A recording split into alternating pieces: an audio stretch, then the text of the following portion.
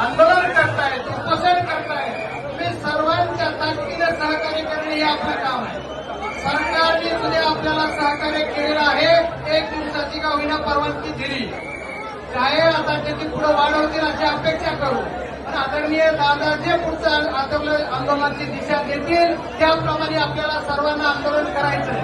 पण महाराष्ट्रामधून आलेले तमाम मावळे जे आहेत, मुंबईचा प्रत्येक कानाकोपऱ्यात माणसं आहेत. इथं 2% सुद्धा पब्लिक नाही, 98% पब्लिक मुंबईत आहे. गाड्यांचं कुठल्या तरी मीडियाला कोण सांगते एवढं लाखो संख्येने गाड्या आहेत, लाखो संख्येने तुम्ही सर्वजण सर्वांना माझे हात जोडून विनंती, या आंदोलनात जी डी झोन केलेला आहे त्या डी झोनला थोडंसं पाठीमागे सर्वांनी सहकार्य करू. दादांना सुद्धा त्रास होणार नाही अशा पद्धतीने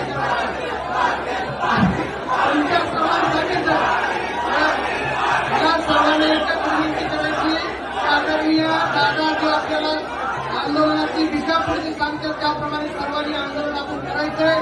बाकी जास्त काही मी बोलायला नाही आलो. तुम्हाला सर्वांना एक विनंती करणार आहे की दादांच्या तब्येतीची काळजीची जबाबदारी सुद्धा तुमच्या आमच्या सर्वांवर आहे. आणि महाराष्ट्रातल्या तमाम मराठा बांधवांना ओबीसीमधून आरक्षण मिळावं ही भूमिका जी दादांची आहे, त्या भूमिकेला तुमचा आमचा सर्वांचा पाठिंबा आहे असं मी पहिल्या दिवसापासून जाहीर करतो. आज एकदा परत सांगतो की आमचा या आंदोलनाला पाठिंबा आहे. आणि या पाठिंब्यातून सर्व राजकीय पक्ष, वेगवेगळ्या पक्षाचे लोक सुद्धा सर्व बांधव इथे समर्थन दाखवत आहेत. मी तुम्हाला सर्वांना एक विनंती करणार आहे तुमच्या सर्वांच्या माध्यमातून महाराष्ट्रातल्या तमाम मराठ्यांना की तुम्हाला एकच फक्त शांततेने आंदोलन झालं पाहिजे आणि दादांची मान उंच करून आपल्याला या आंदोलनाचा शेवट करायचा आहे. आणि दादांची एक भूमिका आहे की आपल्याला मराठा समाजाला ओबीसीमधून आरक्षण घेतल्याशिवाय परत जायचं नाही. त्याच्यासाठी तुमची आमची माझे सहित सर्वजण आपण थांबणार आहात एवढं तुम्हाला सांगतो.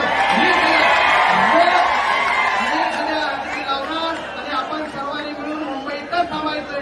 जोपर्यंत मुंबईत आरक्षण येत नाही तोपर्यंत किंवा दादांचा पुढील आदेश येत नाही तोपर्यंत मी माझा आदेश नाही. दादा त्या दिवशी म्हणते चला चला बसा बसा चला